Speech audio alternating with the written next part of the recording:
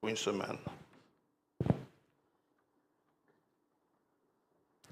Vendredi 13. Beaucoup me demandent si elle travaille. Oui, demain, elle travaille. Elle travaille demain aussi. Elle travaille aujourd'hui, elle travaille demain.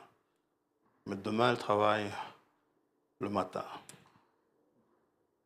Donc, l'après-midi, elle est libre. Mardi, elle ne travaille pas, mercredi non plus. Et jeudi, elle travaille. On me demande toujours, elle travaille. Bon.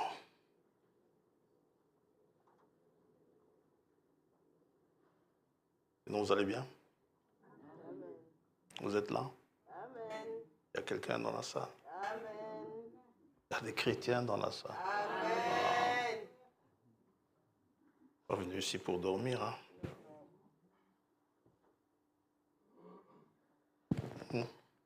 C'est vrai, non?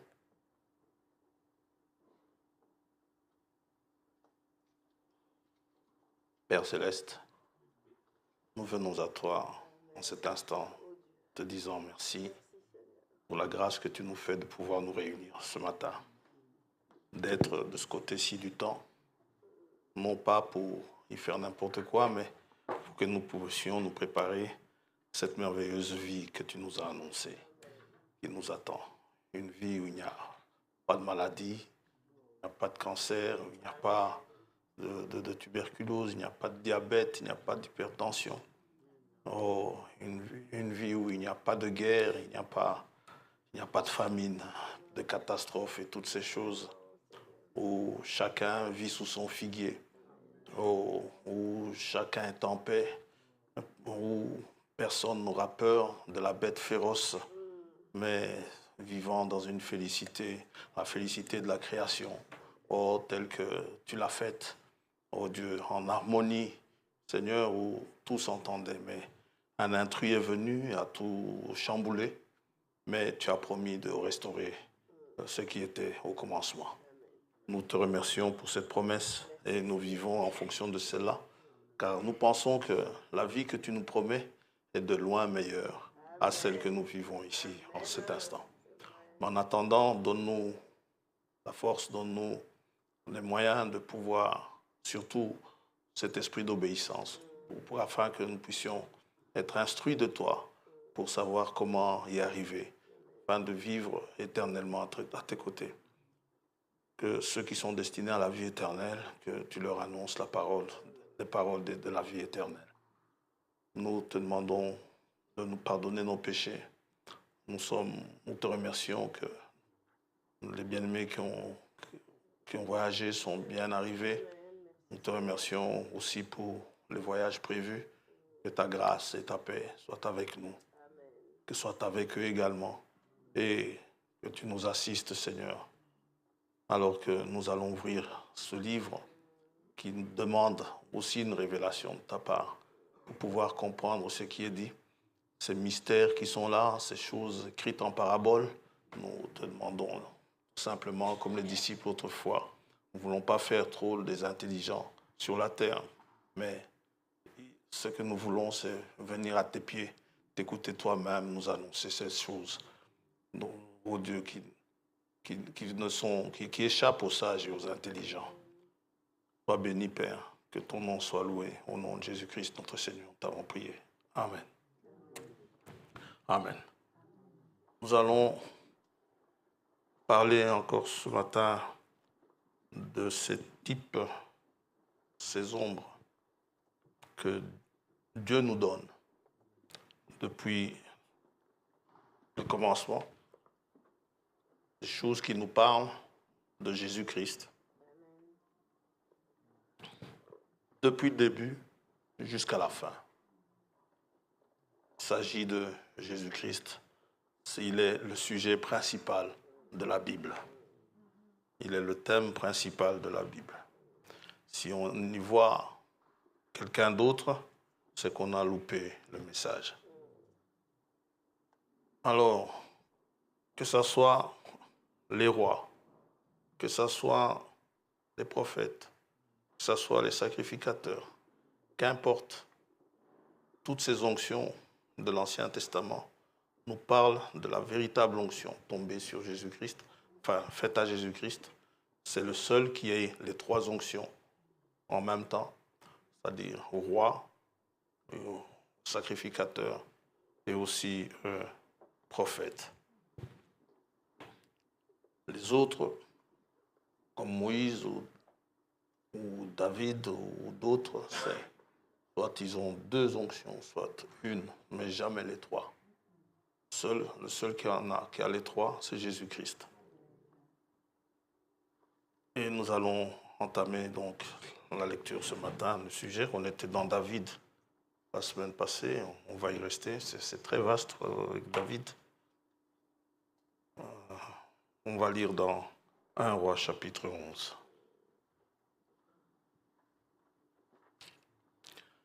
Ah oui, maintenant je vois la sœur Béatrice.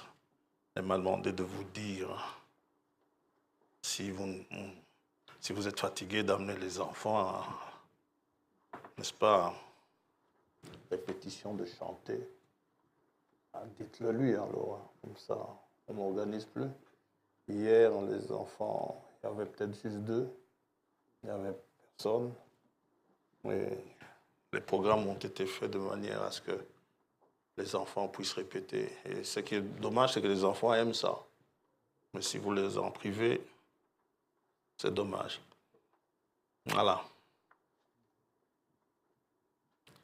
1 Roi chapitre 11, verset 4.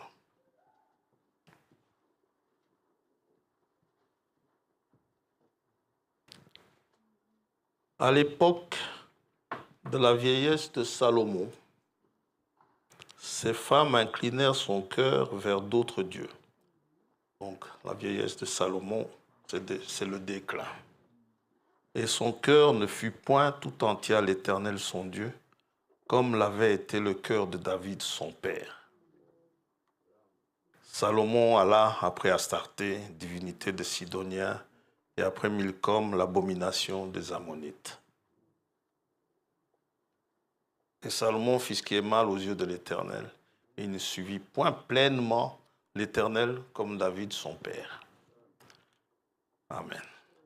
C'est pas fini. 1 Roi 14.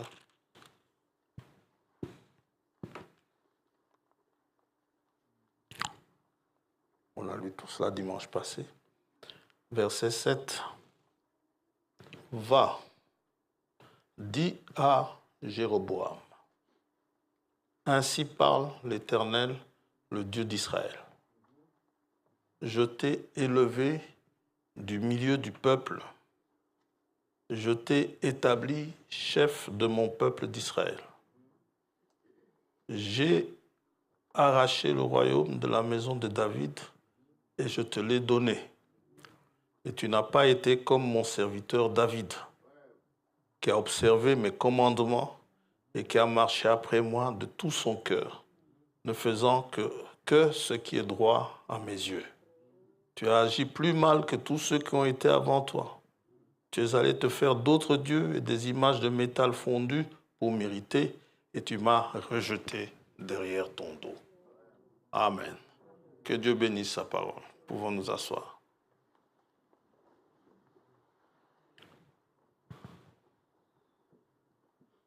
Ces rois sont comparés à David, du moins leur règne, leur souveraineté.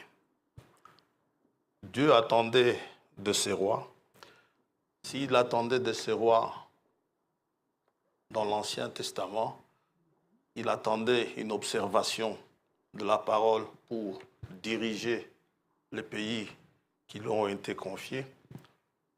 Ça reste toujours valable aujourd'hui. Un bon conducteur, un bon chef est celui qui observe les commandements de l'Éternel. On ne peut pas conduire un pays avec les idées d'un homme, car la première réaction va venir. Comment se servir tout seul? L'homme est égoïste. L'homme, il ne pense qu'à lui, il pense rarement aux autres, tandis que la parole de Dieu, elle est complète. Elle pense à tout le monde. La parole de Dieu pense aux pauvres. Et Dieu dit, quand vous irez moissonner, il faut penser aux pauvres. Dites amen à ça. C'est que vous apportez le coin du champ, là. Vous qui avez été bénis. Ce n'est pas une doctrine, ça. Hein. Mais il faut penser à ceux qui n'en ont pas. Dites amen à ça. Et quand vous n'en avez pas, normalement, l'Assemblée d'Israël doit vous soutenir. Vous ne dépendez pas du temple. Vous dépendez de l'Assemblée d'Israël, du pays, de la nation d'Israël. Amen. Vous s'imaginez qu'on dépend du temple? Non. C'est tous les Israélites qui sont concernés par leurs pauvres. C'est pour cela qu'on a souvent tendance à dire que les Juifs ont une grande solidarité entre eux. Et là, Dieu leur a enseigné cela. Lorsqu'un Juif débarque dans un pays étranger, il n'a rien, ses frères qui étaient là, qui ont réussi, vont l'aider à s'en sortir. Amen. Et les chrétiens, ça doit être comme ça aussi. Ouais. Amen. Alors, Dieu compare les rois. Il ne dit pas que David était sans péché, non. David a péché. Mais David a conduit le pays en observant les commandements de l'Éternel. Quand il trébuchait, il demandait pardon, il réparait les choses, n'est-ce pas? Et il suivait toujours ce que Dieu demandait, et il demandait, que ferai-je? Jamais vous ne verrez David suivre un autre Dieu. Amen. Jamais vous ne verrez David aller chez des sorciers. Gloire à Dieu. Jamais vous ne verrez David, n'est-ce pas, les suivre. Il a eu beaucoup de femmes, David. Suivre les dieux des autres femmes. Salomon l'a fait, mais David ne l'a jamais fait. Et Salomon, justement, on voit son déclin, n'est-ce pas? Dans 1 Roi 11, son déclin, il a eu une jeunesse très bien, mais son déclin, c'est lors de sa vieillesse, n'est-ce pas? Lors de sa vieillesse, verset 4 du chapitre 11, la vieillesse de Salomon, ses femmes inclinèrent son cœur vers d'autres dieux. Son cœur ne fut point tout entier à l'Éternel, son Dieu. Je crois qu'il en avait 1000 des femmes, Salomon. Enfin, s'il faut compter les femmes et les concubines ensemble. Amen. Gloire à Dieu. Tous les rois dans la Bible sont quasiment comparés à David. Amen. Quasi tous les rois sont comparés à David. Quand ce n'est pas de manière explicite, cela se fait implicitement. Parce qu'il est dit que David a observé les commandements de l'Éternel. Et la souveraineté de David, le règne de David, c'est un type de la souveraineté du Messie qui devait venir. Et cette souveraineté, comment conduire un pays? La manière de conduire un pays, la gouvernance, trouvera sa perfection en le Messie. Quand le Messie viendra, la gouvernance sera parfaite. Il n'y aura même pas de raison d'avoir une opposition. Tout le monde sera content. Amen. C'est pourquoi, subissant les rois, les conducteurs que nous avons aujourd'hui, étant sous leur conduite, nous aspirons à la venue du Seigneur. Dites amen à ça. Je ne veux pas du roi Philippe. Amen. Et encore moins du Premier ministre. Parce que le roi Philippe, il ne dit pas grand-chose. Je ne veux pas de président au Congo. Tu peux me regarder, frère. Je n'en veux pas. Amen. Je veux Jésus-Christ pour conduire le Congo. Moi, j'attends que Jésus-Christ vienne. Yes. Amen. Je l'attends. Et il m'a promis qu'il viendrait. Amen. Gloire à Dieu. Je ne veux pas de Trump non plus. Encore moins. Ni de Poutine. Je veux Christ comme roi.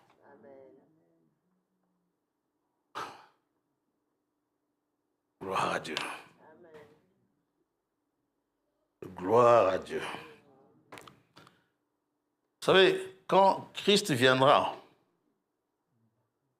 la terre entière,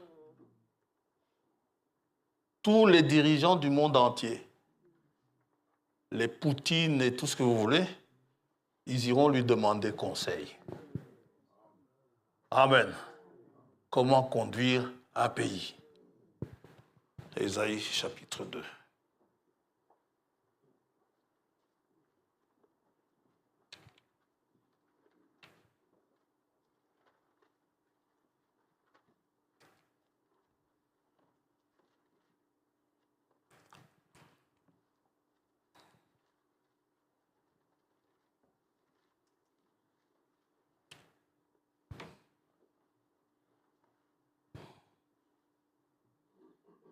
Verset 2.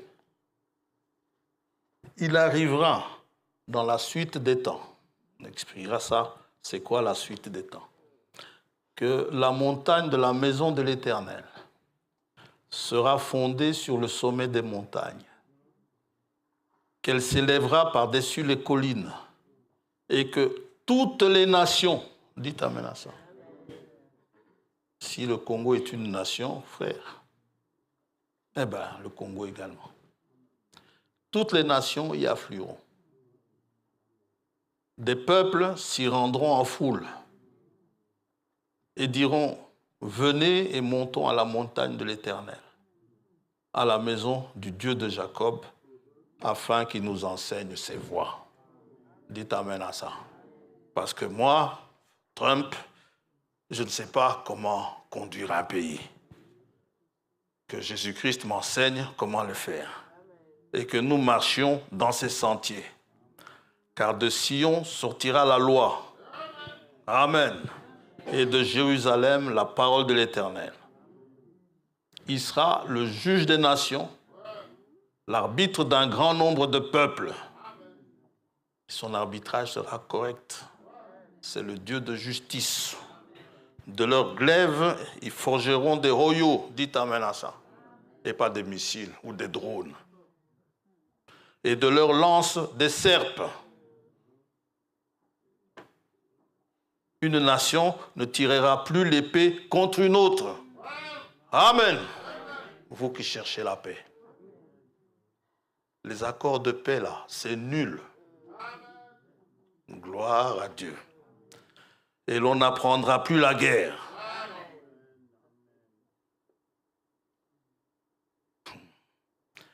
Maison de Jacob, venez, marchons à la lumière de l'Éternel. J'ai vu une vidéo où une armée essayait d'entraîner un gamin à tirer. Le gamin n'y arrivait pas. Là, il s'est mis à pleurer. Tu l'as vu aussi? C'est triste. Le gamin a pleuré, il s'est même presque évanoui. Un gamin de 15 ans, à peu près. On leur enseigne à tirer. Ces choses-là n'y seront plus quand Christ viendra.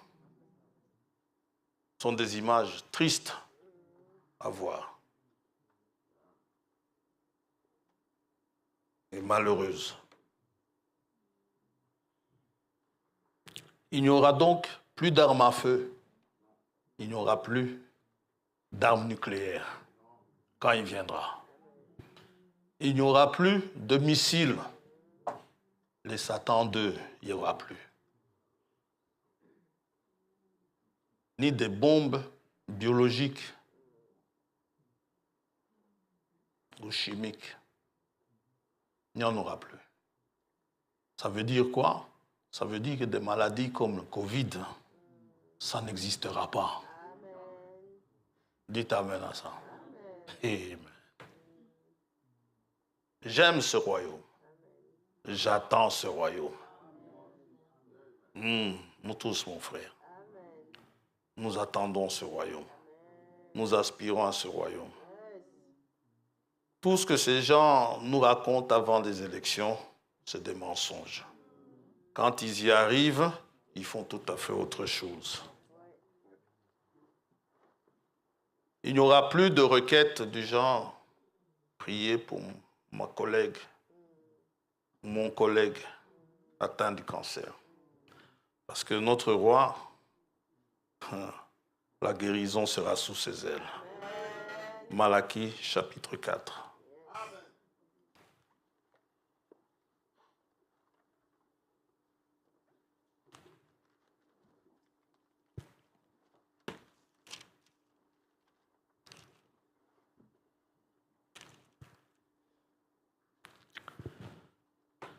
Car voici le jour vient, ardent comme une fournaise. Tous les hautains et tous les méchants seront comme du chaume. Le jour qui vient, ce jour-là, le jour qui vient les embrasera, dit l'Éternel des armées. Il ne leur laissera ni racine ni rameau.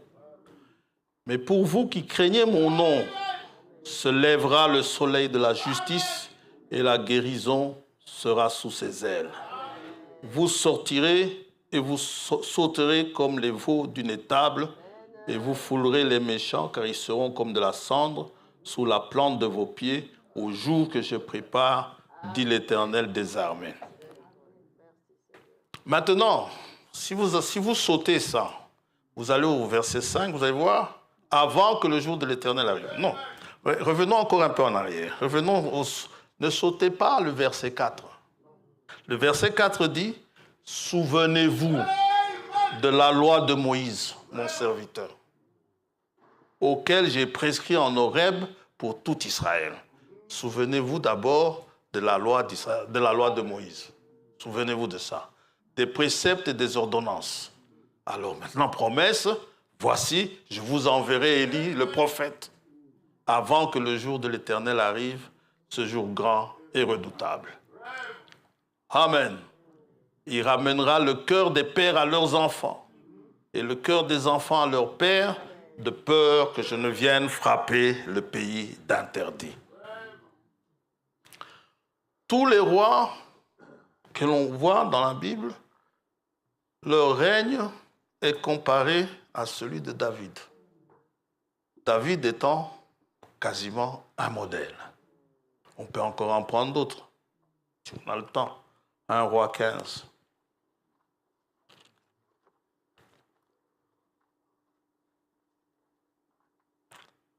Alors, ne portez pas le nom de David comme ça, en disant, voilà, c'est notre David. Non, non.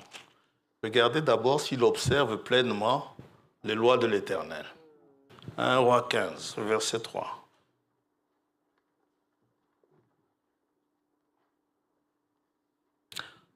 D'abord, 1 à 3, la 18e année du règne de Jéroboam, fils de Nébat, Abijam, régna sur Juda. Ici, c'est le roi de Juda, donc de la lignée de David. Il régna 3 ans à Jérusalem. Sa mère s'appelait Maaka, fille d'Absalom. Il se livra à tous les péchés que son père avait commis avant lui. Et son cœur ne fut point tout entier à l'Éternel son Dieu, comme l'avait été le cœur de David son père. Dites amen à ça. Mais regardez la fidélité de Dieu.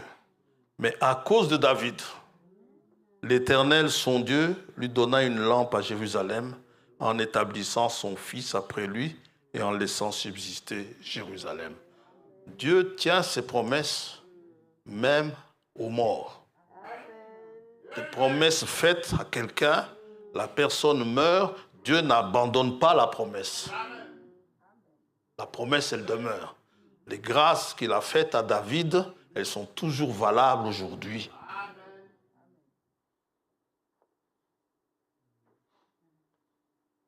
Verset 11.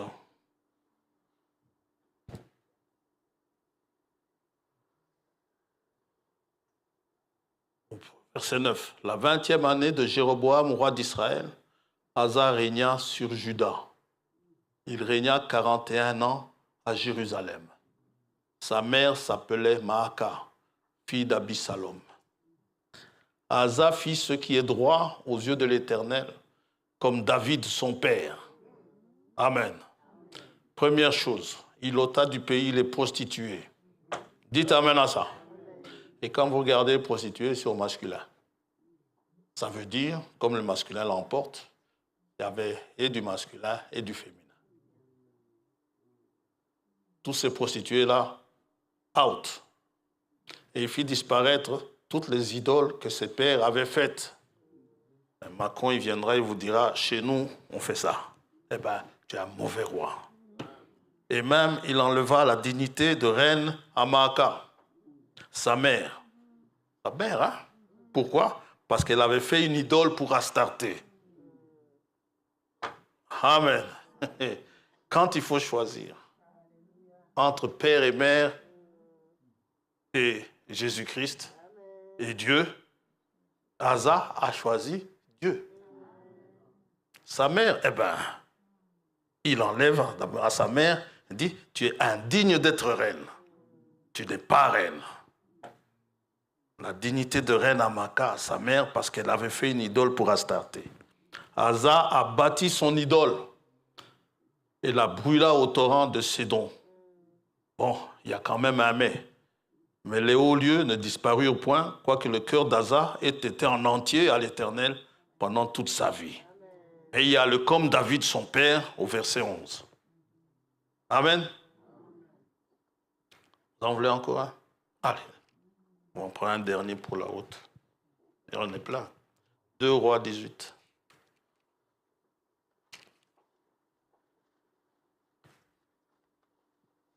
Inconnu, je prends des connus.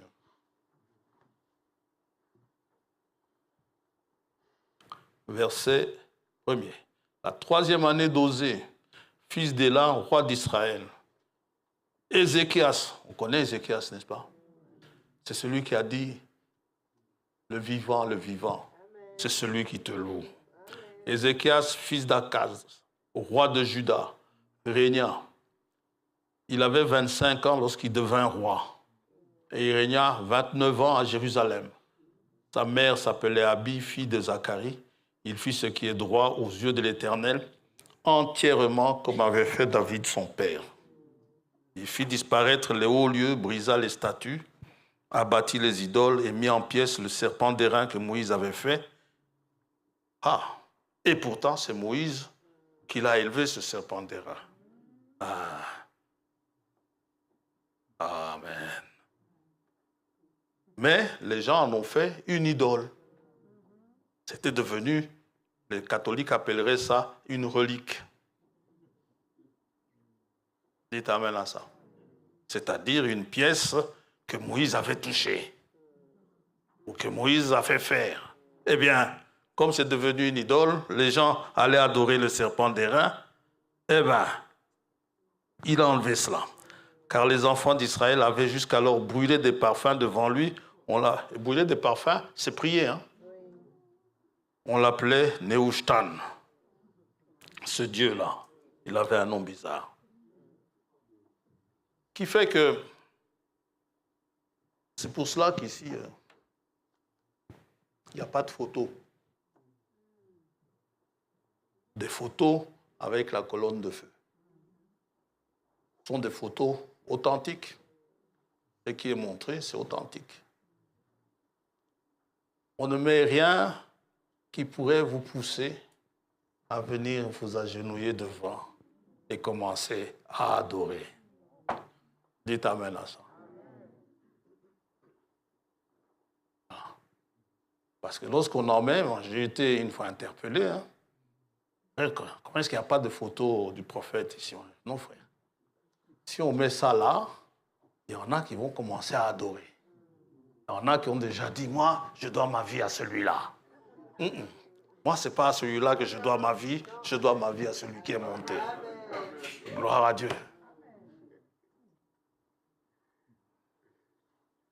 Amen.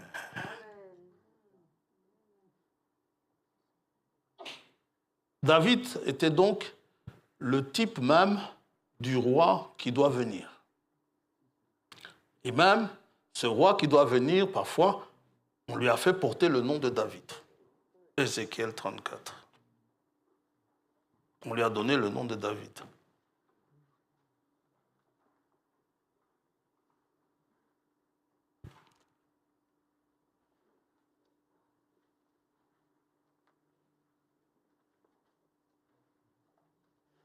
Verset 21.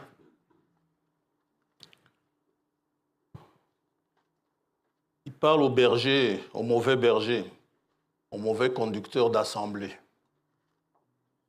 Un pasteur non plus, il ne faut pas l'idolâtrer. Il peut bien parler, il peut bien enseigner, il peut bien faire certaines choses, il peut bien prier, je ne sais pas moi. Dieu entend ses prières, d'accord, mais ne l'idolâtrez pas. Il a ses hauts et ses bas. Verset 21. Parce que vous avez heurté avec le côté et avec l'épaule, il parle au mauvais berger, hein, qui conduisait mal le troupeau, et frappé de vos cornes toutes les brebis faibles, jusqu'à ce que vous les ayez chassées, je porterai secours à mes brebis, ces faibles-là, afin qu'elles ne soient plus au pillage, et je jugerai entre brebis et brebis, les bonnes et les mauvaises. J'établirai sur elles un seul berger, qui les fera paître, mon serviteur David. Il les fera paître. Il sera leur berger. Or, le David, fils d'Isaïe, il est mort déjà. Et son sépulcre subsiste jusqu'à aujourd'hui. Pensez donc, Salomon, fils de David, quand il voit Dieu en songe, Dieu lui pose la question. Qu'est-ce que tu veux? Il demande la sagesse pour conduire le peuple. Ça va? Un roi.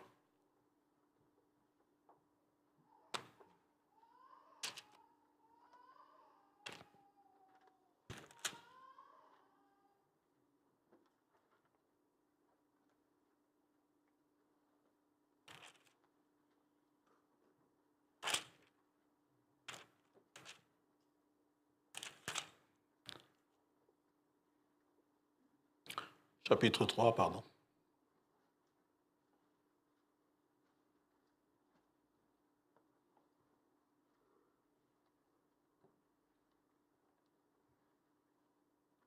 Verset 3. Salomon aimait l'Éternel et suivait les coutumes de David son père. Seulement, c'était sur les hauts lieux qu'il offrait des sacrifices et des parfums. Le roi se rendit à Gabaon pour y sacrifier, car c'était le principal des hauts lieux. Salomon offrit 1000 holocaustes sur l'autel. À Gabaon, l'Éternel apparut en songe à Salomon pendant la nuit, et Dieu lui dit, « Demande ce que tu veux que je te donne. » Amen. Salomon répondit, « Tu as traité avec une grande bienveillance ton serviteur David, mon père, parce qu'il marchait en ta présence dans la fidélité, dans la justice et dans la droiture de cœur envers toi. Vous et moi, qu'aurions-nous demandé? Dieu vous apparaît cette nuit en songe et vous dit, demande ce que tu veux. vous demanderiez quoi? Le prochain tirage de l'euro-million. Amen. Oui. Et dans la droiture de cœur envers toi, tu lui as conservé cette grande bienveillance et tu lui as donné un fils qui est assis sur son trône, comme on le voit aujourd'hui.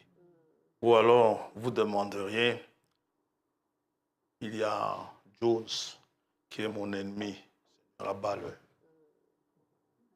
Demande ce que tu veux. Non, il ne demande pas ça à Salomon. Maintenant, Éternel, mon Dieu, tu as fait régner ton serviteur à la place de David, mon père, et moi, je ne suis qu'un jeune homme. Il voit sa situation. Je n'ai point d'expérience. Ton serviteur est au milieu du peuple que tu as choisi, peuple immense. Moi, je suis tout petit devant ce peuple, qui ne peut être ni compté ni dénombré à cause de sa multitude.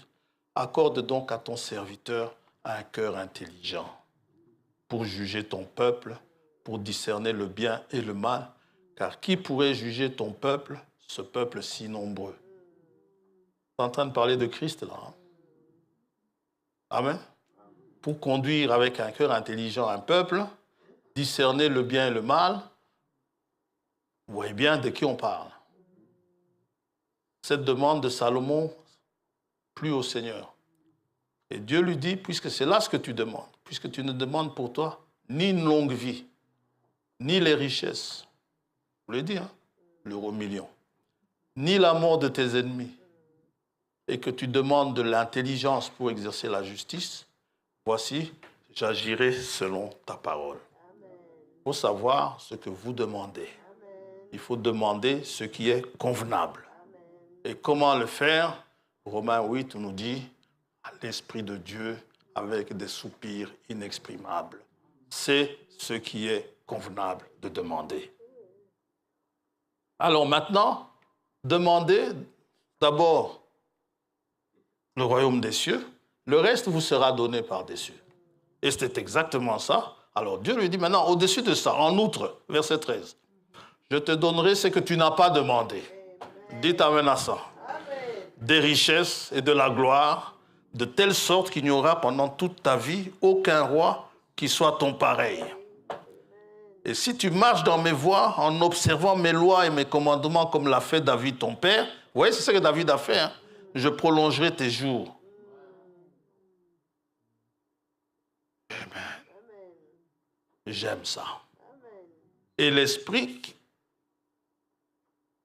Saint qui est donné aujourd'hui est un esprit de sagesse, d'intelligence, un cœur intelligent, n'est-ce pas? Ésaïe chapitre 11. On le chante d'ailleurs.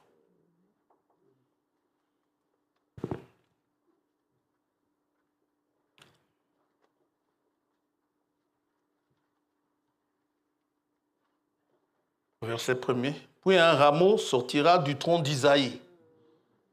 C'est le père de David, Isaïe.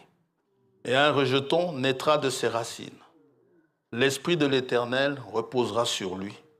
Esprit de sagesse et d'intelligence, esprit de conseil et de force, esprit de connaissance et de crainte de l'Éternel.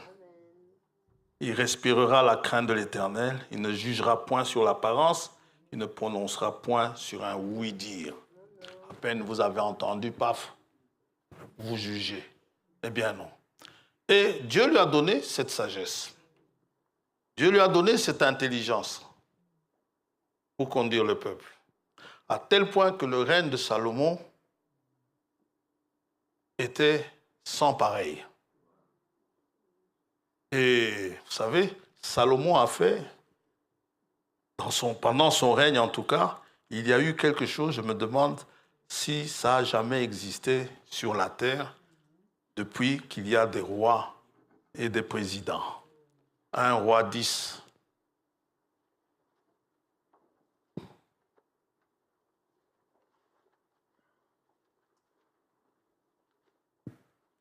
Je ne parlais que de ça.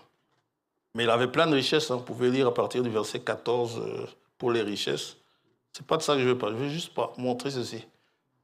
Chapitre 10, verset 27, le roi rendit l'argent aussi commun à Jérusalem que les pierres.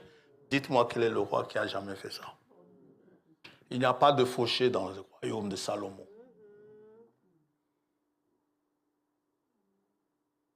Amen. Il n'y a personne à qui on viendra couper le courant. Amen. Ni même le gaz. Il a de l'argent. L'argent est aussi commun que les pierres. Et les cèdres aussi nombreux que les sycomores qui croissent dans la plaine. Et c'est ce que Salomon a reçu. Eh bien, dans Matthieu 12, 42, il nous est parlé de cette... Jésus parle de cette femme, la reine de Séba, qui avait entendu parler de la sagesse de Salomon, avait fait le voyage jusqu'à Jérusalem pour voir Salomon. Jésus dit, et pourtant, il y a ici plus que Salomon. Il est plus grand que Salomon. Le règne du Messie, le règne annoncé, est caractérisé par la paix. Salomon était en paix. Il est caractérisé par la prospérité. Il y aura à manger pour tout le monde. Vous pouvez lire le psaume 72 et vous verrez. Il sera caractérisé par la fidélité. C'est un règne merveilleux. Mais nous parlerons de ce règne une autre fois. Je voudrais juste aujourd'hui vous montrer le type.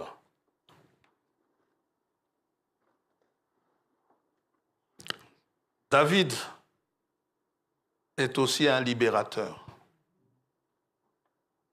Quelqu'un qui délivre. 2 Samuel 3.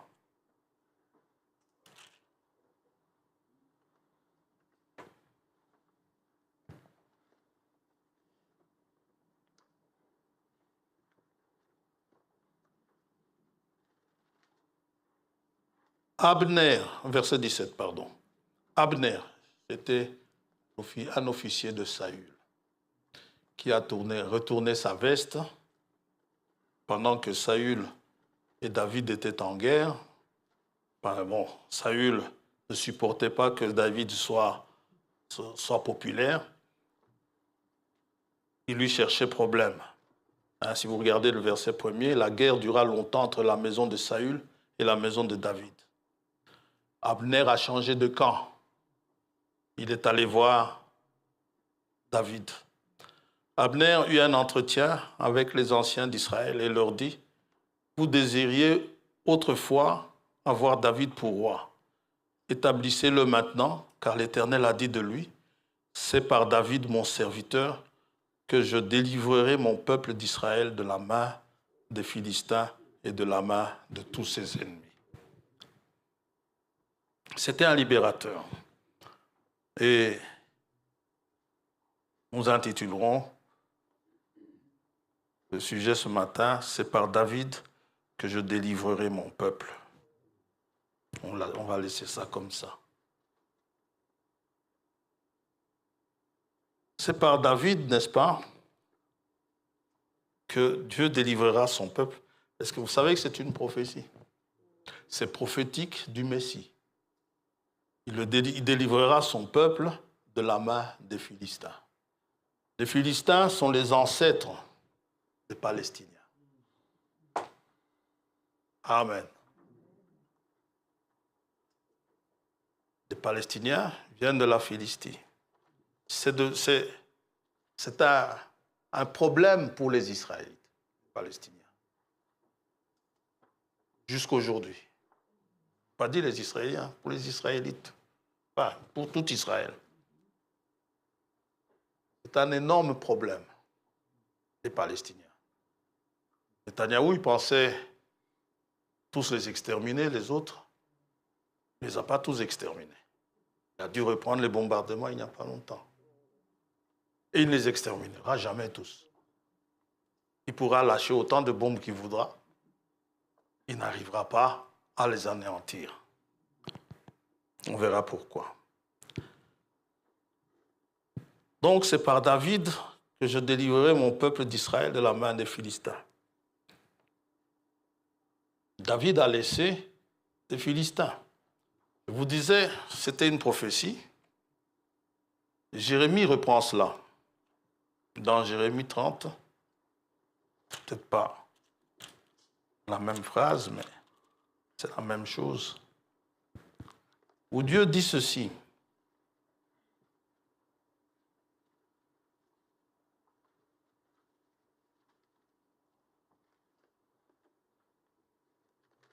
Verset 8. En ce jour-là, l'Éternel des armées, dit l'Éternel des armées, je briserai son joug de dessus ton cou. Le joug des peuples, des nations, sur Israël. De dessus ton cou, je romprai tes liens et des étrangers t'assujettiront plus. Ils serviront l'Éternel leur Dieu et David leur roi que je leur susciterai. Dieu dit qu'il leur suscitera David, comme il dit dans Romains qu'il a suscité Pharaon à dessein. Ici, il leur suscitera David, alors que David, fils d'Isaïe, est déjà mort au temps de Jérémie. Mais Dieu dit, je susciterai David, le roi, et toi, mon serviteur Jacob, ne crains pas, dit l'Éternel, ne t'effraie pas, Israël. Il dit, je susciterai David. Maintenant, il dit, car je te délivrerai de la terre lointaine. Je délivrerai ta postérité du pays où elle est captive. Qui va délivrer? C'est David, mais on voit aussi que c'est l'Éternel. C'est le Messie. Je délivrerai ta postérité du pays où elle est captive.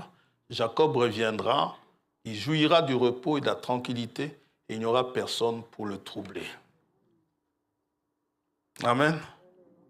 Maintenant, quand nous avons en présence David et les Philistins, une pensée nous vient certainement dans la tête. On pense à Goliath. Goliath était le chef des Philistins. Amen. Et Goliath était chef des Philistins. Les Philistins étaient constitués de 5 peuples différents. Hein? Enfin, différents. C'était tous des Philistins. Si on peut parler de tribus ou quelque chose comme ça, je n'en sais rien. Mais regardez, dans Josué 13, en tout cas, c'est une coalition des alliés. Verset 2, voici le pays qui reste à conquérir. Dieu parle à Josué, tu es devenu vieux, tu es avancé en âge, et le pays qui te reste à soumettre est très grand. Voici le pays qui reste. Il reste encore beaucoup. Tout le district des Philistins et tout le territoire des Guescuriens, depuis le Shicor qui coule devant l'Égypte jusqu'à la frontière d'Écron, au nord, contrée qui doit être tenue pour cananéenne et qui est occupée par les 5 princes des Philistins, celui de Gaza. C'est un nom que vous entendez souvent aux informations. Amen. Gaza, c'est sur la côte un peu plus à l'ouest, tandis que l'autre partie des Palestiniens, la Cisjordanie, c'est plus à droite, n'est-ce pas, qui s'enfonce dans Israël, venant de la Jordanie. On appelle ça la Cisjordanie. Donc, d'Azot, celui d'Ascalon, celui de Gath et celui d'Écron est par les Aviens. Et Goliath était le chef de ces Philistins. Mais pour aller un rien plus loin, revenons un peu dans le temps, dans Lévitique 23, vite fait. Je vais passer parce qu'on l'a déjà vu. Ce sont des prophéties que Dieu a données au travers des fêtes que les Juifs devaient célébrer. ces fêtes sont prophétiques du Messie. C'est pour cela aussi que quand il est venu, il assistait à toutes les fêtes. Il y allait. Lévitique 23, au verset 5, le premier mois, les 14 jours du mois, donc si on suppose que ce premier mois s'appelait janvier, disons donc le 14 janvier, n'est-ce pas? Entre les deux soirs, ce sera la Pâque de l'Éternel. Le mois avait un autre nom, c'était Nissan.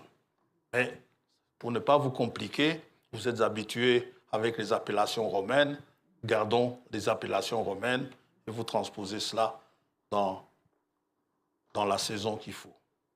Le 14 du 1, c'est la Pâque.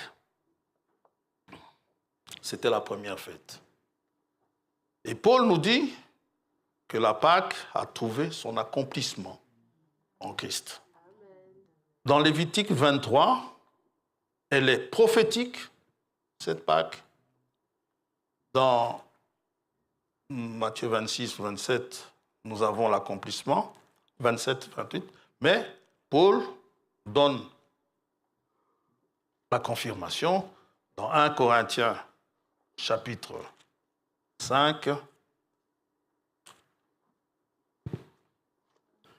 Il dit, faites disparaître, verset 7, faites disparaître le vieux levain afin que vous soyez une pâte nouvelle, puisque vous êtes sans levain. Car Christ, notre Pâque, a été immolé. La Pâque est accomplie. Ça va? Ce qui signifie que les sacrifices qui devaient être faits le jour de la Pâque, aujourd'hui, c'est inutile. C'est pourquoi Dieu a permis que le temple soit détruit.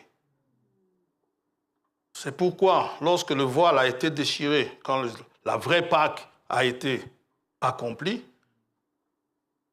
quand Dieu a permis que le voile soit déchiré de haut en bas, c'était pour vous montrer que désormais, le chemin, le bon sacrifice, le sacrifice qui satisfaisait Dieu, a fait de sorte que Dieu soit satisfait de ce sacrifice et les sacrificateurs, désormais, étaient conviés à entrer dans la présence de Dieu. Donc, les sacrifices qu'on faisait pour la Pâque, c'est terminé.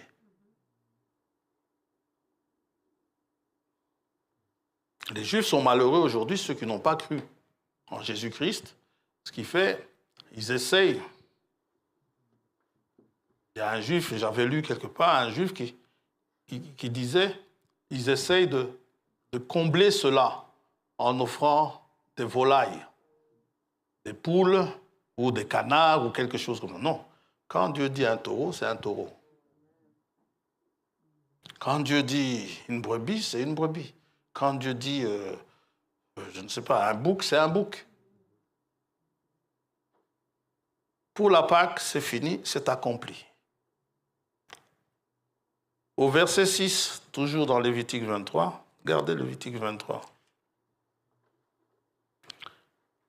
Dieu annonce prophétiquement la fête des pains sans levain, qui devait être célébrée pendant 3 jours. Le frère Abraham dit, pendant ces 7 jours-là, les 7 jours sont un type des 7 âges de l'Église, où nous devons prendre du pain, la parole de Dieu, sans levain, la parole pure de Dieu, pendant les âges de l'Église. Et nous savons, pour ceux qui connaissent l'histoire des âges de l'Église, nous savons comment Satan a pollué la parole de Dieu, a mis du levain. Mais les véritables croyants sont restés dans la parole de Dieu, sont restés fermes dans la parole de Dieu. Du moins, Dieu a chaque fois envoyé soit des réformateurs, soit des prophètes, selon l'âge.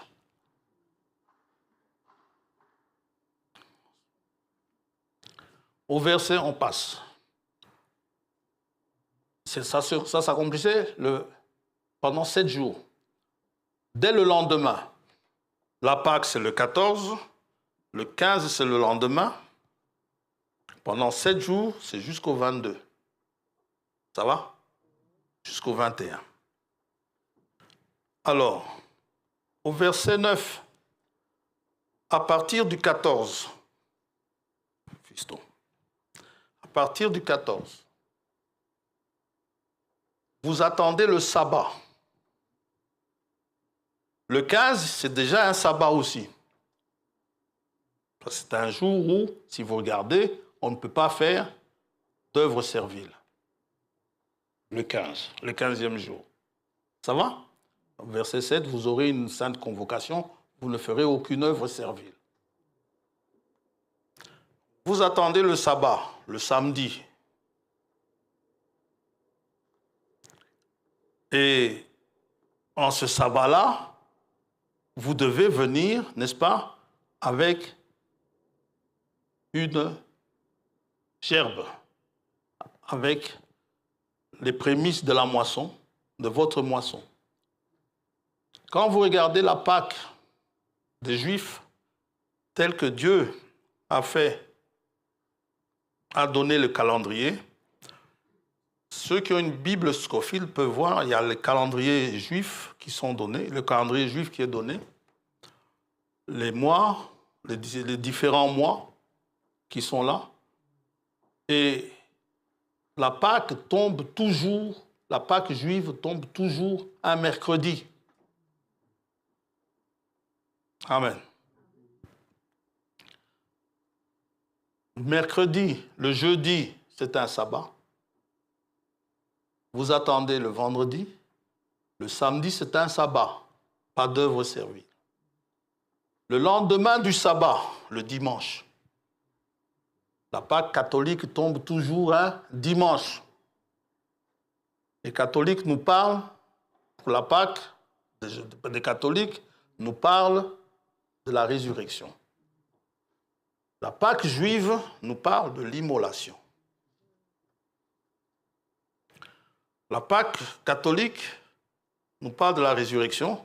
Ce premier jour-là, il fallait qu'ils viennent avec les gerbes, les prémices des herbes, de ce que vous avez semé, du blé que vous ameniez, qui était venu à maturité. Ça nous parle, enfin, qui venait de pousser, ça nous parle de la résurrection. La résurrection de Christ, de l'agneau qui a été immolé, 3 jours après, moi même 4 jours après, puisque c'est le dimanche, où ce qui vous montre que Christ, notre Pâque, a eu ces 3 jours et 3 nuits dans le tombeau. La résurrection est accomplie. Ça va? Depuis la Pâque, depuis le 14, vous comptez 7 semaines, 7 sabbats. Ça fait 49 jours. Plus 1, ça fait 50. 50, c'est la Pentecôte.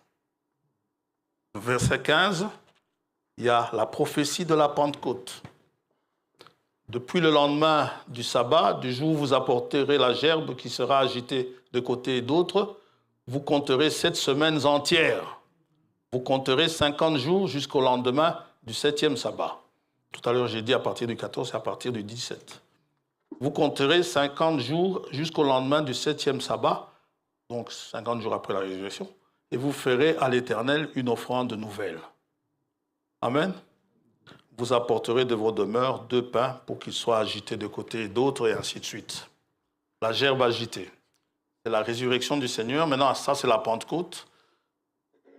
La période de la Pentecôte, elle est en train de toucher à sa fin. Entre la Pentecôte et la fête des trompettes, il y a comme un blanc.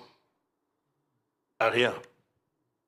Ça veut dire, comme ce sont des fêtes juives, Dieu ne s'occupe plus des Juifs pendant ce temps-là. Jusqu'aux trompettes, où les trompettes vont résonner pour pouvoir rassembler les Juifs qui ont été dispersés. Ça va? Là, c'est la fête de trompette qui commence. Et si Dieu fait sonner la trompette pour rassembler les Juifs, il va aussi faire sonner la trompette pour enlever son Église. L'enlèvement se fait, s'accomplira pendant la véritable fête des trompettes. Il y aura la résurrection des morts avec les trompettes. Il y aura l'enlèvement avec les trompettes. Il y aura le rassemblement des Juifs avec les trompettes. Ça va? Mais dans tout cet endroit, cet espace vide, c'est la dispensation de l'Église du Nouveau Testament. En tout cas, de l'épouse des âges de l'Église. Vous y êtes, vous êtes là-dedans.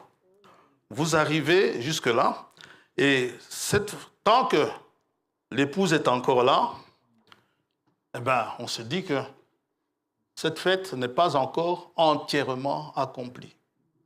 C'est vrai, les Juifs sont rentrés chez eux. C'est vrai que les choses se passent comme on l'a dit, mais l'Église étant toujours là, c'est qu'à la fête des trompettes, ça se passe quand? Au 7e mois. Le 7e, c'est un chiffre, je vous laisse avec frère Nestor pour cela. Le 7e mois, c'est le mois sabbatique. Ça va? C'est à la fin. Dieu a créé le monde en 7 jours. Nous sommes à la fin de la dispensation. Dieu a balayé toute la dispensation prophétiquement avec les fêtes. Les premières dont on a parlé jusqu'à la Pentecôte, on peut laisser. Aujourd'hui, la Pentecôte est toujours de mise, c'est-à-dire le Saint-Esprit est toujours donné. Alors, maintenant, il va y avoir l'enlèvement, ce sera la fin du temps de la Pentecôte. Le Saint-Esprit ne sera plus donné à l'Église. C'est fini. L'Église sera enlevée avec l'Esprit qui sera enlevé. Dans Thessaloniciens, il nous est dit que ce Saint-Esprit-là empêche l'Antichrist d'agir.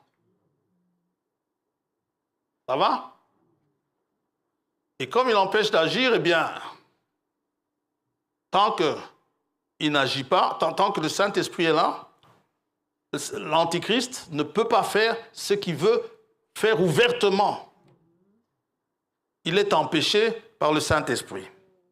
Mais dès que l'Église s'en ira, eh bien, il va y avoir des temps difficiles. Il y aura donc, pendant la fête des trompettes, visitation d'Israël. Et une visitation divine, ça pose toujours un problème en Israël, n'est-ce pas? Il y a Satan qui s'agite et la situation en Israël empire de plus en plus chaque année. Des trompettes à l'expiation, qui est la fête suivante, l'Église n'est plus là. Le jour de l'expiation, c'est le jour où les Juifs vont le reconnaître. Mais l'Église n'est plus là. Là, nous sommes le 10 septembre, si vous voulez. Septembre, ça ne fait pas 9, c'est 7. Hein. C'est pour cela que ça s'appelle septembre. Chez les Romains, ça fait 9. Bon. Vous voyez? Là, c'est l'expiation qui devra aussi s'accomplir. Mais ce n'est pas encore accompli. Les Juifs ne l'ont pas encore reconnu. Il faut d'abord qu'il y ait les trompettes. Et avec les trompettes, ok, l'Église est enlevée, maintenant, il va se tourner vers les Juifs. Alors, ce temps entre les trompettes et l'expiation, c'est ce que la Bible appelle le temps d'angoisse pour Jacob. C'est la tribulation. C'est un temps difficile. Pourquoi je vous dis tout ça? C'est parce que je vous ai parlé de Goliath. Oui. Alors, qu'est-ce qui se passe à cause, pendant ce temps des trompettes, pendant ce temps de l'expiation, là, pendant ce temps vide, là, ces 10 jours-là, il va se passer beaucoup de choses. Israël va vivre dans la terreur, dans la peur. Jérémie 30.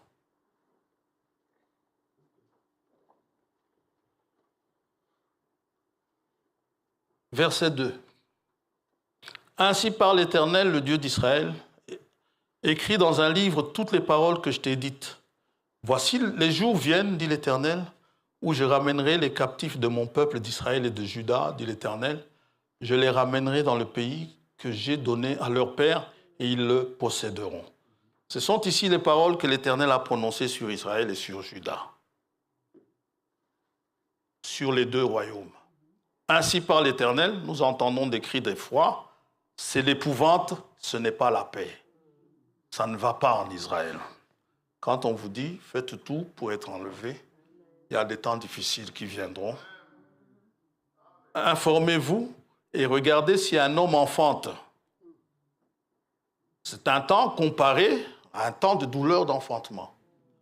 Pourquoi vois-je tous les hommes les mains sur leurs reins comme une femme en travail? Pourquoi tous les visages sont-ils devenus pâles? Ils ont le visage pâle de frayeur. Exactement l'état d'Israël lorsque Goliath les défie disant « Envoyez-moi un homme ».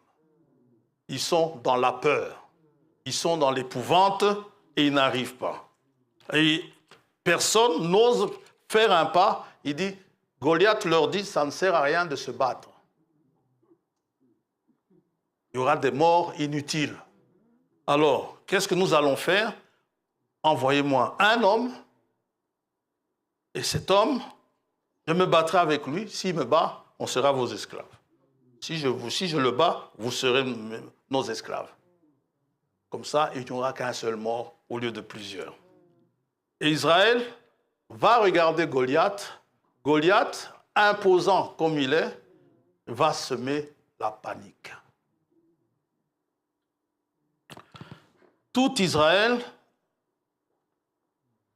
sera paniqué. 1 Samuel 17.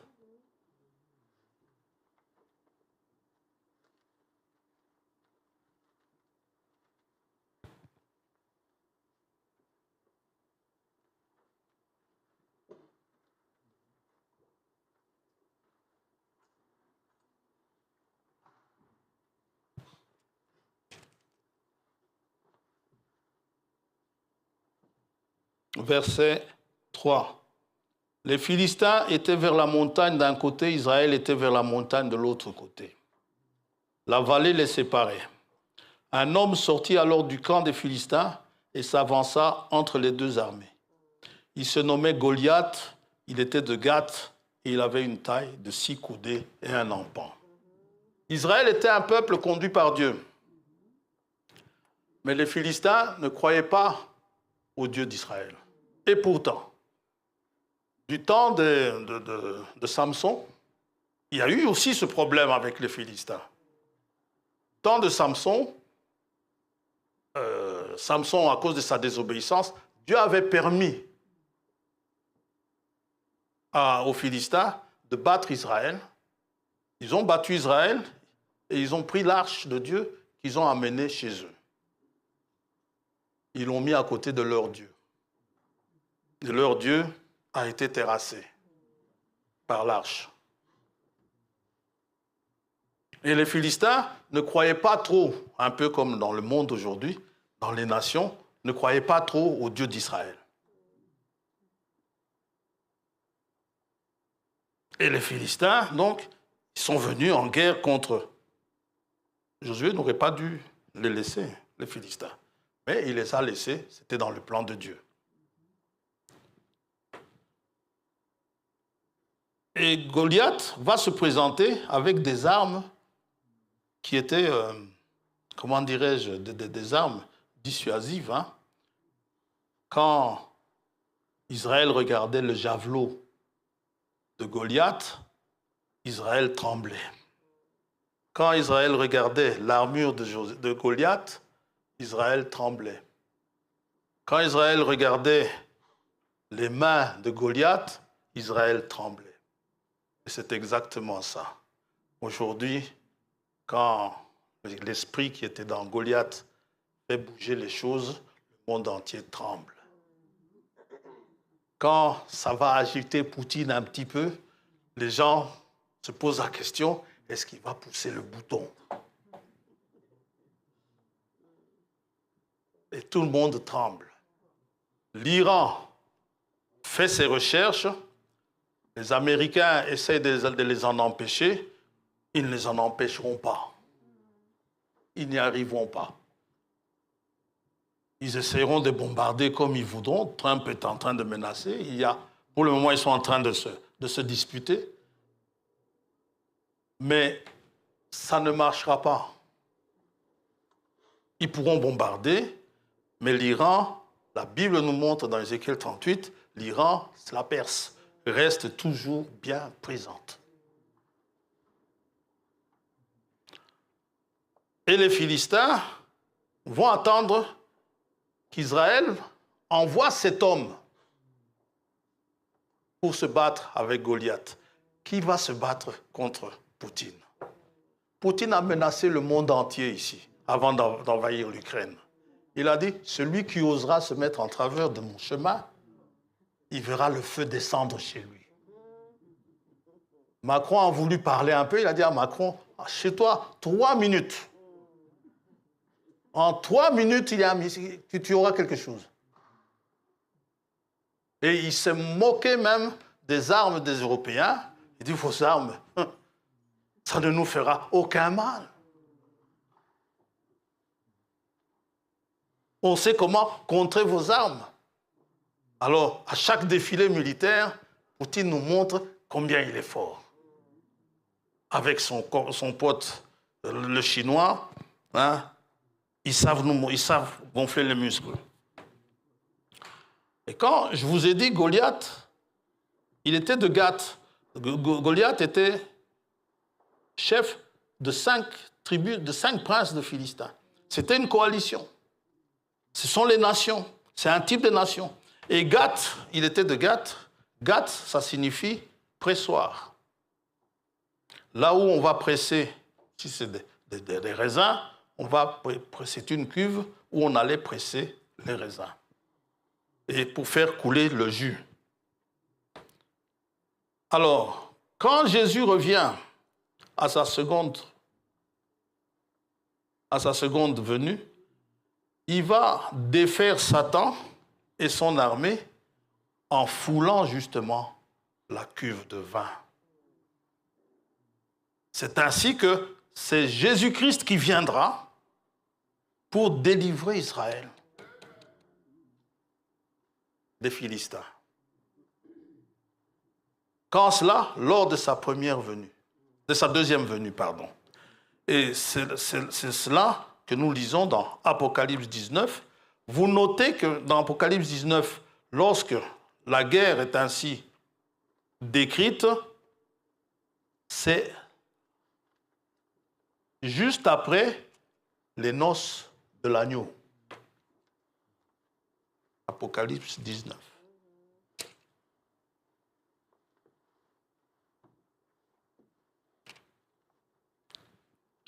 Vous avez les noces de l'agneau au verset 7 et vous avez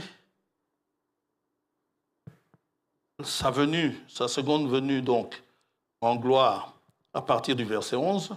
Puis je vis le ciel ouvert et voici parut un cheval blanc.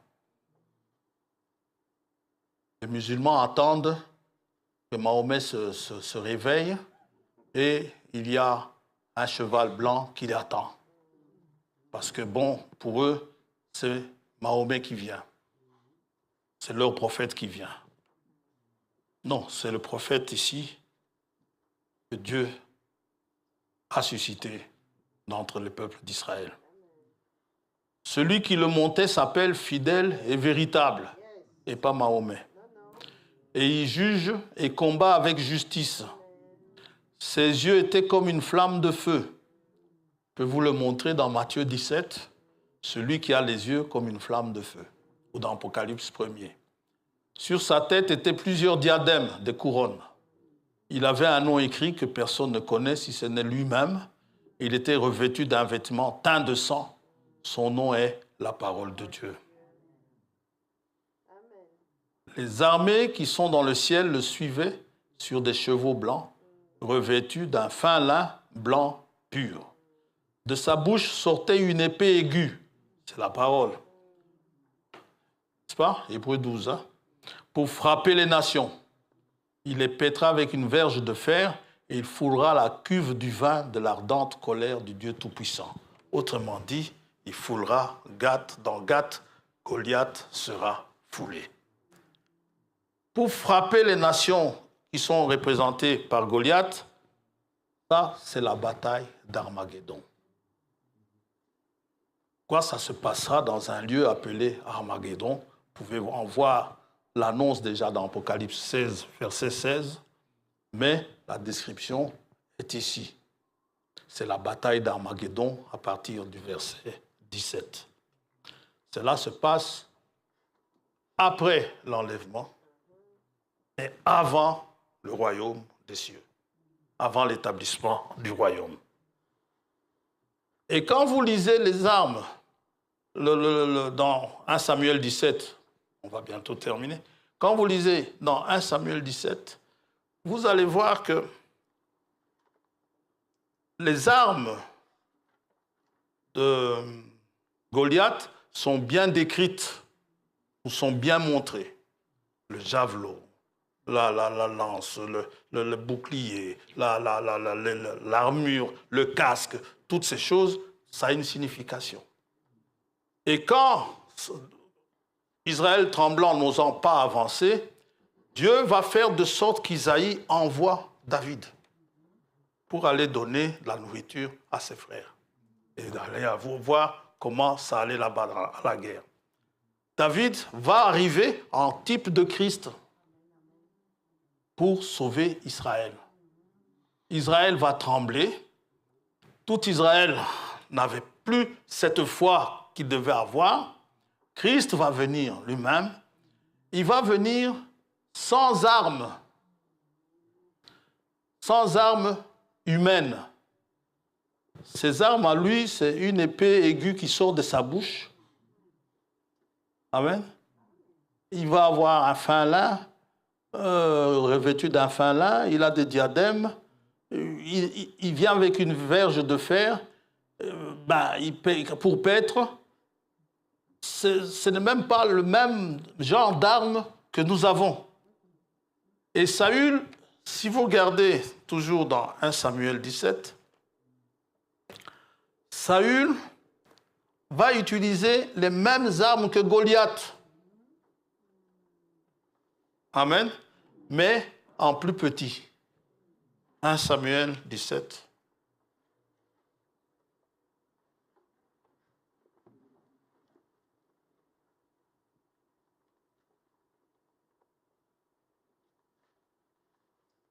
Verset 38. Saül fit mettre ses vêtements à David, il plaça sur sa tête un casque d'airain, comme chez Goliath, et le revêtit d'une cuirasse, comme Goliath. David ceignit l'épée de Saül par-dessus ses habits. Il avait une épée. Et voulut marcher, car il n'avait pas encore essayé. Mais il dit à Saül, je ne puis pas marcher avec cette armure, je n'y suis pas habitué. Il est habitué à un autre type de guerre, à un autre type de combat, à un autre type d'armes. Les armes chrétiennes qui nous sont données, elles nous sont données dans Éphésiens 6. Ayez la vérité pour ceinture. Ayez le zèle que donne l'évangile de paix. Quand vous avez ces armes, Éphésiens 6,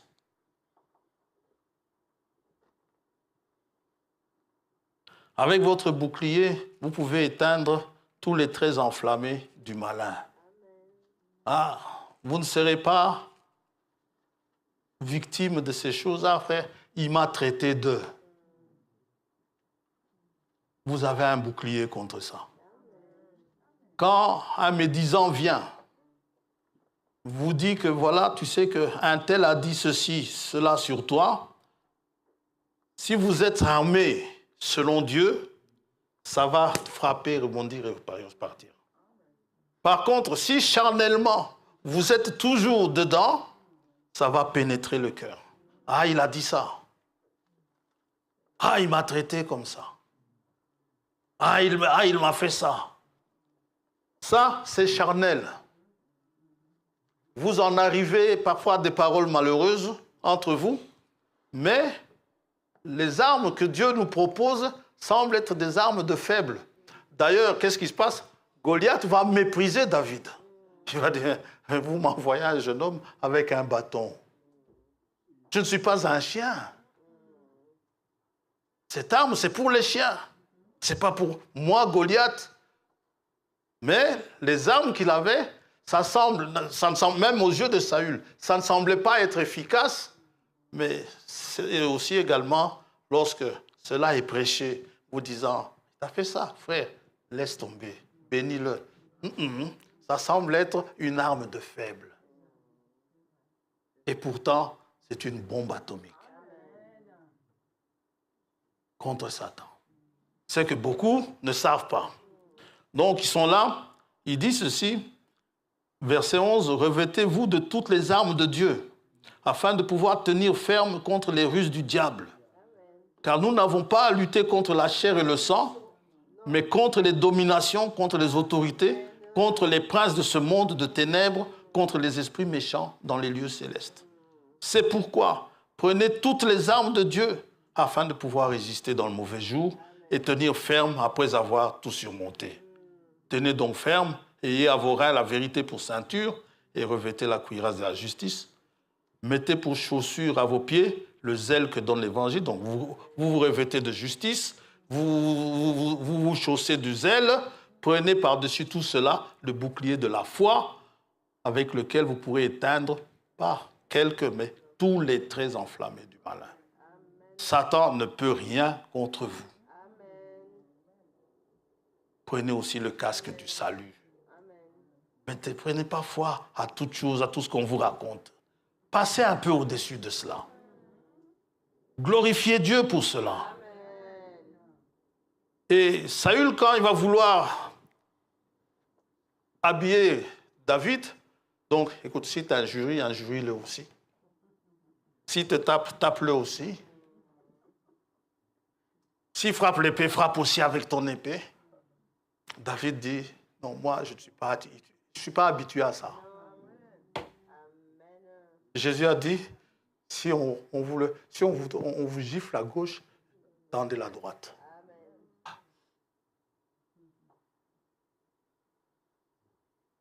Il ne faut pas dire à votre frère, Raka. C'est un meurtre. Dites seulement que Dieu te bénisse. Dieu sait. Maintenant, David va dire à Saül, dit non, je ne suis pas habitué à ça. Saül, c'est le type de dirigeant d'Israël aujourd'hui. Les Netanyahou et consorts. Ils ne connaissent pas les armes spirituelles. Saül ne connaissait pas les armes spirituelles. Quand David dit « je prenais un lion, je le déchirais de ma main », ce n'était pas David, c'était Dieu. Un chrétien doit comprendre que c'est Dieu qui combat pour lui. Il n'a pas à aller prendre un couteau, il n'a pas à aller prendre une épée. Il nous a dit que celui qui prendra l'épée périra par l'épée.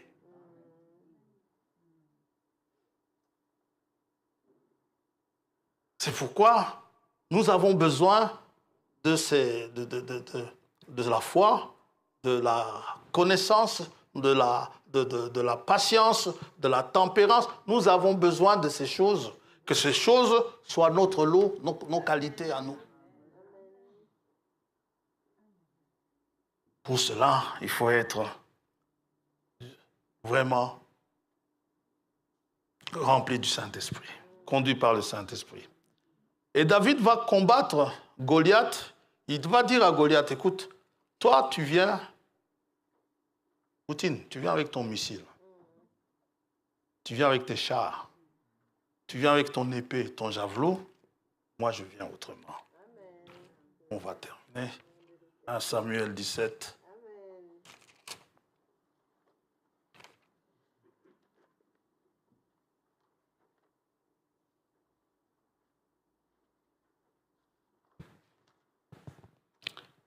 Et c'est le type de Christ.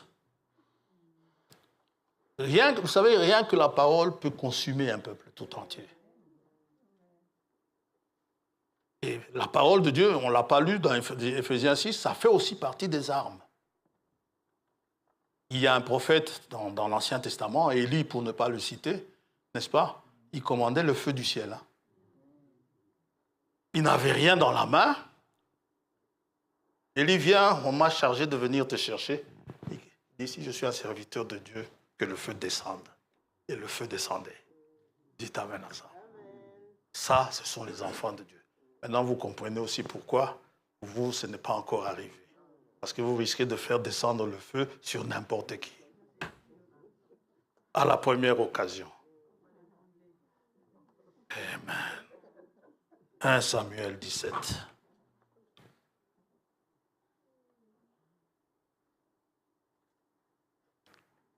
Verset 42. Le Philistin regarda et lorsqu'il aperçut David, il le méprisa, ne voyant en lui qu'un enfant. Et pourtant, Dieu était en lui. Blond et d'une belle figure. On vous m'a envoyé un beau gars là, pourquoi? Le Philistin dit à David, suis-je un chien pour que tu viennes à moi avec des bâtons? Et après l'avoir maudit par ses dieux, il ajouta, viens vers moi et je donnerai ta chair aux oiseaux du ciel et aux bêtes des champs. David dit aux Philistins, tu marches contre moi avec l'épée, la lance et le javelot, et moi je marche contre toi au nom de l'Éternel des armées, du Dieu de l'armée d'Israël que tu as insulté. Au nom de l'Éternel des armées, un seul nom nous a été donné. C'est au nom de Jésus-Christ. Et c'est ainsi qu'il y est allé, n'est-ce pas? Et il a coupé la tête à Goliath. Et comme si nous pouvons le lire, nous pouvons constater que lorsqu'il va lui couper la tête à Goliath, ça va donner du courage à tout Israël. Et les Philistins, voyant verset 51 à la fin, les Philistins, voyant que leur héros était mort, prirent la fuite. Cette fuite-là aussi, c'est Dieu qui les pousse à fuir.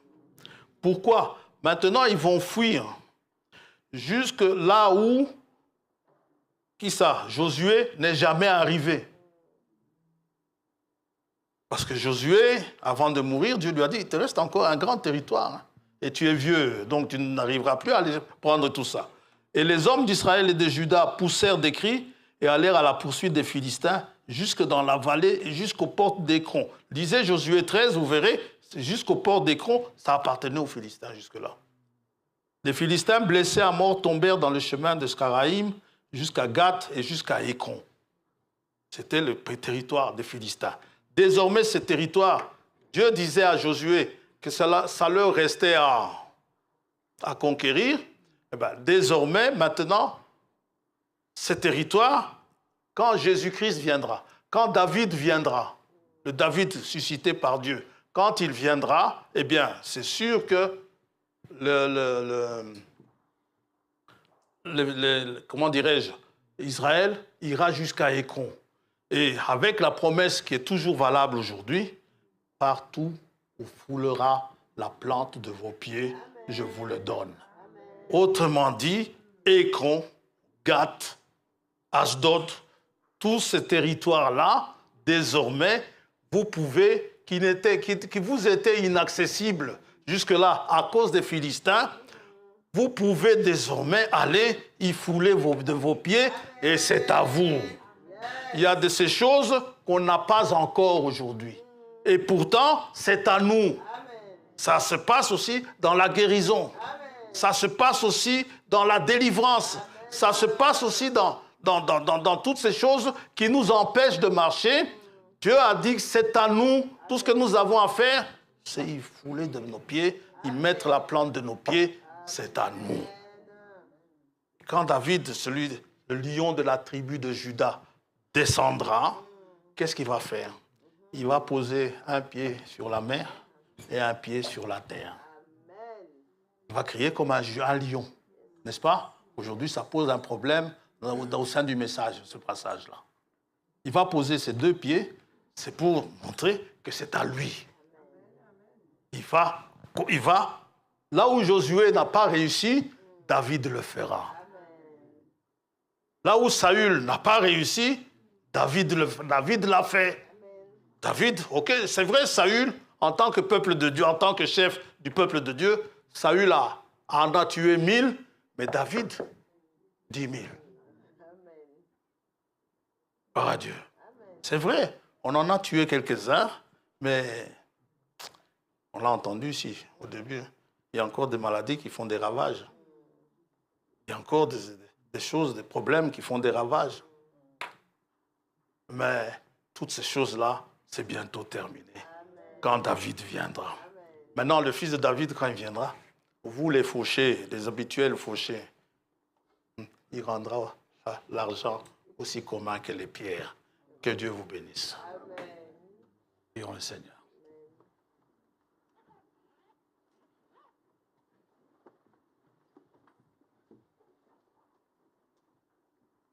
Nous sommes dans l'attente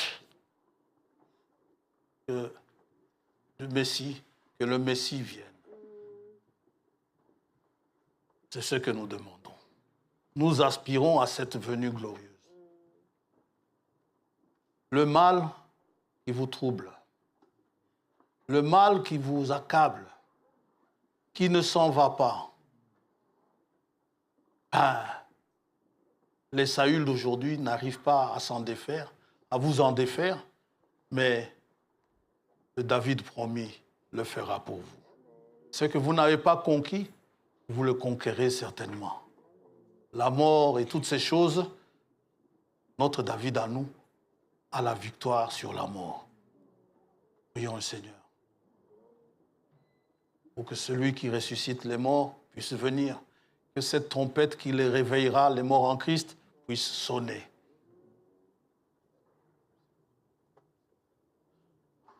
Que cette parole qui guérit puisse être apportée.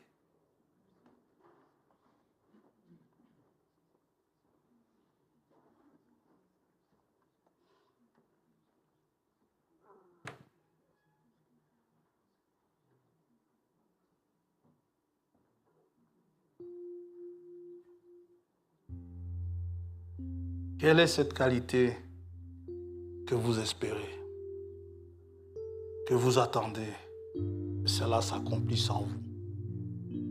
Christ a tout acquis à Golgotha. Vous êtes en mal de patience, il sait vous la donner. Vous êtes en mal de la tempérance, Christ est là pour vous l'accorder. Vous manquez de foi, il est celui qui suscite la foi. Manquez d'amour, il est l'amour de Dieu manifesté.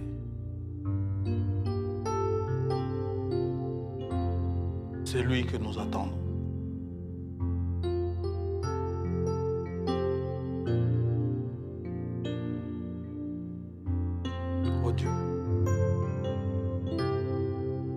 Ces choses que tu as annoncées depuis longtemps puissent trouver leur accomplissement. Car les temps sont mauvais. Nous avons été prévenus par tes serviteurs d'autrefois, en disant les derniers jours seront des temps difficiles. Effectivement, ce sont des temps difficiles. L'égoïsme bat son plein. L'hypocrisie, choses semblables. L'iniquité s'est accrue, Seigneur. L'amour du plus grand nombre s'est refroidi. C'est la fin. Tout ce qui nous reste, c'est la venue du Seigneur Jésus-Christ. Nous savons qu'elle n'est pas vaine, car c'est une promesse dont tu as juré sur toi-même que tu accomplirais. Il est impossible que tu mentes pourquoi nous savons que notre attente n'est pas vaine. Elle sera certainement récompensée. Ce qui nous réjouit, c'est de voir, malgré les fautes commises par David, tu lui as fait des grâces, des faveurs promises, tel point que quand tu as parlé de lui, après qu'il soit couché, tu as dit qu'il a marché d'une manière droite et il n'a fait qu'accomplir tes commandements. Cela nous rassure, car nous avons aussi besoin que ta grâce nous soit favorable pour que nos péchés soient effacés de ta vue, pour que nos cœurs soient allégés de toute condamnation, délivrés de toute condamnation, que nos cœurs soient droits, pleinement entiers envers toi, que nous ne donnions pas une portion à quelqu'un d'autre, mais que l'entièreté de nos cœurs te revienne. À toi le règne, la puissance, la gloire, pour les siècles des siècles. Te remercions pour ce jour où tu nous as réunis, pour la réunion que nous avons eue, pour ta parole qui a été donnée. Il y a des choses à corriger, que le Saint-Esprit corrige dans les cœurs. Cela a été prêché avec sincérité, en voulant rester sincèrement dans ta parole. Mais la sincérité ne suffit pas. Nous avons besoin de ton aide.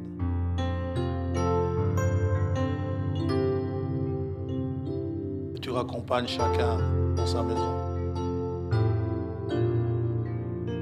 Si tu tardes à venir, nous nous en remettons au jour prochain.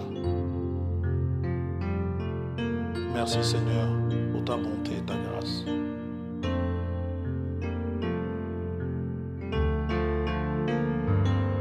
Maintenant, disons ici que tes enfants pourront apporter de la nourriture dans ta maison pour partager cela avec les frères et les sœurs. Te remettons cette nourriture aussi afin que tu la bénisses, que tu la sanctifies, que tu bénisses le cœur qui a offert, les mains qui ont préparé, et ceux qui ont apporté cela, et ceux qui servent, que tu les bénisses richement, dans le précieux nom de notre Seigneur et Sauveur Jésus-Christ.